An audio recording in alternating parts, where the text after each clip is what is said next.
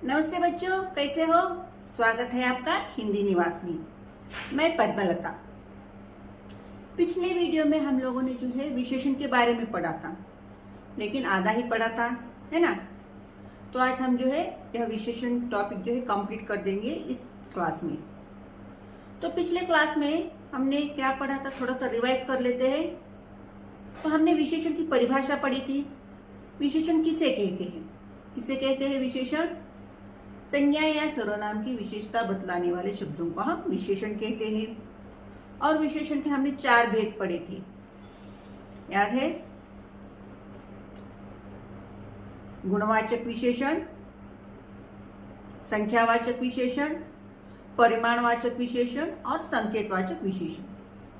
इसमें से हमने 2 भेद जो है पिछले क्लास में हमने कंप्लीट किया था, गुणवाचक विशेषण और संख्यावाचक विशेषण। तो गुणवाचक विशेषण किसे कहते हैं, उसकी परिभाषा और उसके एग्जाम्पल्स। उसी तरह संख्यावाचक विशेषण किसे कहते हैं, उसकी परिभाषा, उसके एग्जाम्पल्स हमने पिछले क्लास में कंप्लीट किया था। जिन्होंने मेरा वीडियो नहीं देखा है तो आप देख सकते हो।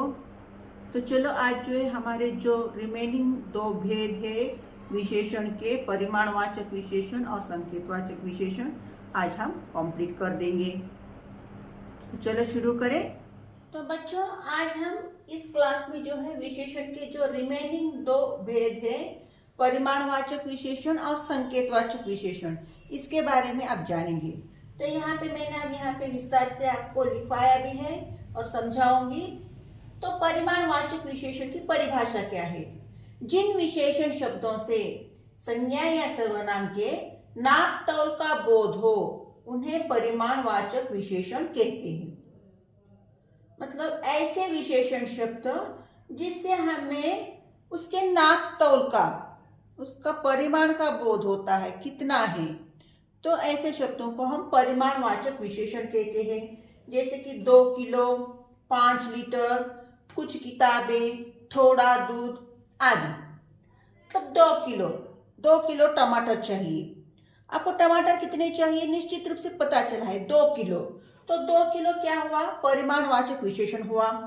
उसी तरह 5 लीटर दूध ले आओ। आपको कितना दूध लेकर आना है इसके बारे में पता चला है, 5 लीटर। तो निश्चित रूप से आपको पता है 5 लीटर चाहिए।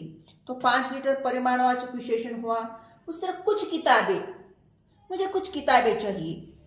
कितनी किताबें चाहिए मालूम नहीं आपको, कुछ। तो कुछ क्या हुआ? परिमाणवाचक विशेषण ही हुआ। उसे थोड़ा दूध ले आओ। कितना दूध लाना है पता नहीं, थोड़ा। तो थोड़ा क्या हुआ? परिमाणवाचक विशेषण हुआ। मतलब यहाँ पे 2 किलो, 5 लीटर, कुछ, थोड़ा, ये सभी परिमाणवाचक विशेषण हुए।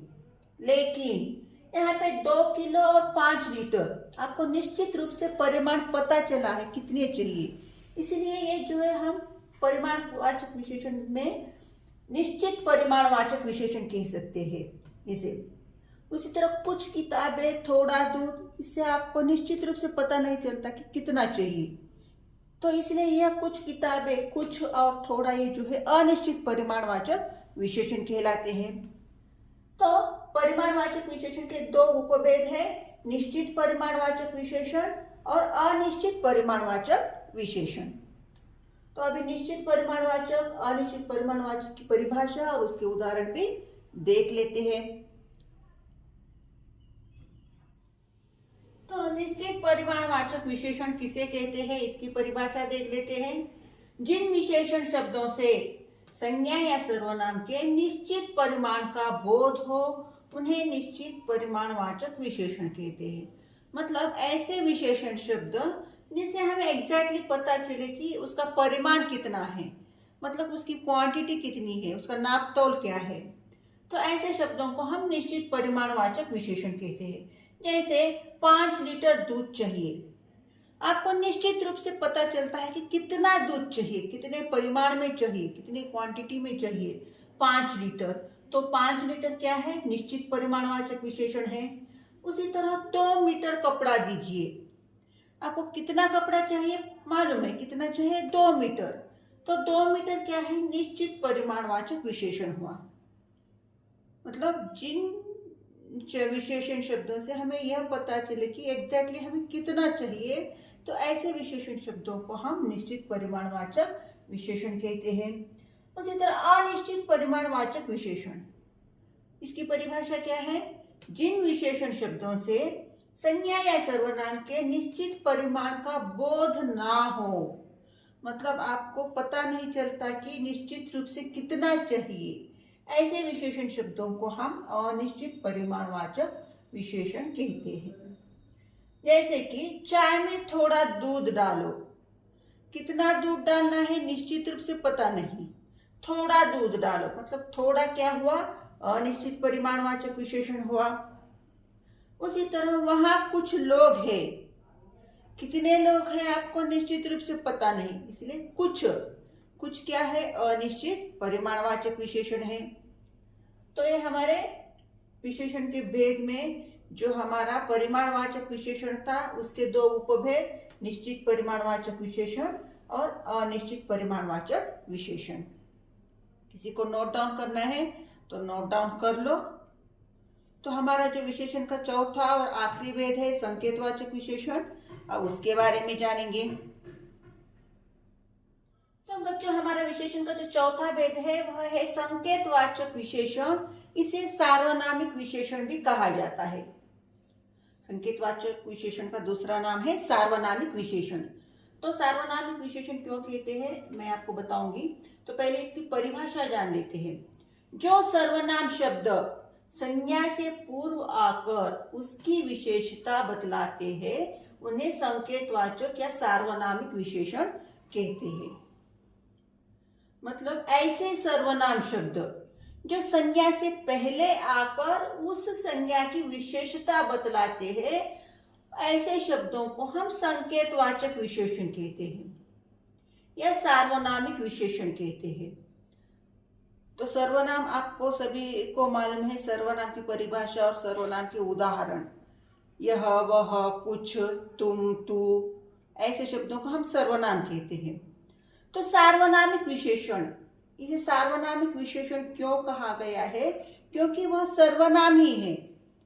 यह, वह, तू, तुम, यह सर्वनामी है। लेकिन ऐसे शब्द अगर संज्ञा से पहले आते हैं तो ऐसे शब्दों को हम सार्वनामिक विशेषण कहते हैं, क्योंकि वह संज्ञा की विशेषता बतलाता है, इसलिए उसे हम सार्वनामिक विशेषण भी कहते हैं। जैसे कि यह घर मेरा है, वे बालक कब से भूखे हैं, वह पुस्तक सुंदर है। तो देखिए, पहला हमारा उदाहरण है यह घर मेरा है। यहाँ यह जो है सर्वनाम है, लेकिन यहाँ पे यह जो है सार्वनामिक विशेषण या संकेतवाचक विशेषण कहलाएगा, क्योंकि यह संज्ञा से पहले आया है शब्द। घर क्या है? संज्ञा है। तो हमारी संकेतवाचक विशेषण की परिभाषा क्या है? जो सर्वनाम शब्द संज्ञा से पूर्व आते हैं और उसकी विशेषता बताते हैं। तो घर क्या है? संज्ञा है। तो यह संज्ञा के पहले यह शब्द आया है, इसलिए यह सार्वनामिक या संकेतवाचक विशेषण कहलाएगा। तो यह घर मेरा है, तो यहाँ घर की विशेषता बतलाइए, इसलिए यह जो है सार्वनामिक विशेषण है। उसी तरह वे बालक कब से भूखे हैं, तो बालक संज्ञा है, तो संज्ञा से पहले यह शब्द आया है, यह सर्वनाम आया है, इसलिए यह वे जो है यहाँ पे सार्वनामिक विशेषण कहलाएगा। उसी तरह वह पुस्तक सुंदर है, यहाँ पुस्तक क्या है? संज्ञा है, तो संज्ञा से पहले यह वह शब्द आया है, तो वह क्या है? सार्वनामिक विशेषण यहाँ पे है। अदरवाइज वह क्या है? सर्वनाम है, लेकिन यहाँ संज्ञा से पहले यह सर्वनाम यहाँ पे आया है, इसलिए वह यहाँ पे सार्वनामिक विशेषण कहलाएगा। तो यह था हमारा विशेषण का चौथा भेद, संकेतवाचक विशेषण, जिसे हम सार्वनामिक विशेषण भी कहते हैं। तो बच्चों, मैं आपको सर्वनाम और सार्वनामिक विशेषण यानी संकेतवाचक विशेषण, इस दोनों में मैं आपको डिफरेंस बताऊंगी। तो सर्वनाम का एक पहला एग्जाम्पल देती हूँ आपको। उसे कुछ चाहिए, कुछ क्या हुआ? सर्वनाम हुआ। अब वही वाक्य देखिए, मैं दूसरी तरह बताऊंगी। उसे कुछ पुस्तकें चाहिए, उसे कुछ पुस्तकें चाहिए। इस वाक्य में कुछ क्या होगा? सार्वनामिक विशेषण होगा, क्योंकि पुस्तकें क्या है? संज्ञा है। तो संज्ञा के पहले जो सर्वनाम शब्द आते हैं उन्हें हम सार्वनामिक विशेषण कहते हैं। तो यहाँ पे उसे कुछ पुस्तकें चाहिए, इस वाक्य में कुछ क्या होगा? सार्वनामिक विशेषण होगा। और पहले वाक्य में उसे कुछ चाहिए, यहाँ पे कुछ क्या है? सर्वनाम है। तो पता चला सर्वनाम और सार्वनामिक विशेषण में अंतर। अगर संज्ञा से पहले वह सर्वनाम शब्द आता है तो वह सार्वनामिक विशेषण कहलाएगा, अदरवाइज वह शब्द सर्वनाम कहलाएगा। ठीक है, तो सार्वनामिक विशेषण को ही हम संकेतवाचक विशेषण कहते हैं। संकेतवाचक विशेषण और सार्वनामिक विशेषण दोनों की परिभाषा एक ही है, बिल्कुल कंफ्यूज नहीं होना है। तो बच्चों, कैसा लगा टॉपिक विशेषण का? आशा करती हूँ कि आपको जरूर समझ आया होगा। अगर कोई डाउट्स है, समझ नहीं आया है, तो आप कमेंट बॉक्स में आपके डाउट्स मुझे पूछ सकते हो, मैं आपको क्लैरिफिकेशन दे दूंगी। और आशा करती हूँ आपको यह वीडियो ज़रूर समझ आया होगा। तो अगर समझ आया है तो लाइक कीजिए, शेयर कीजिए, कमेंट कीजिए और सब्सक्राइब ज़रूर कीजिएगा, और अपने दोस्तों से भी सब्सक्राइब करवाइए। तो नेक्स्ट वीडियो में हम नए टॉपिक के साथ मिलते हैं। तब तक के लिए धन्यवाद।